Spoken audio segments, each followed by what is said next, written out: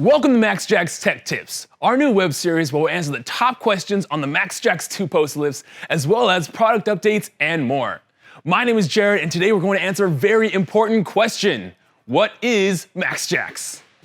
So what is MaxJax? It isn't an ordinary 2-post lift, that's for sure.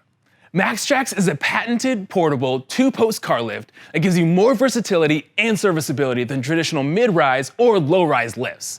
Plus, can fit in a home garage or automotive shop. It's what many of you have always wanted, but never thought you could have. And now you can. How great is that? With MaxJax, you have clear undercar access just like any other 2-post lift. But unlike other lifts, the MaxJax is portable. So when you need the space in your shop or garage for another project, or need to surrender it back to the minivan, all you do is unbolt at the base and roll it away.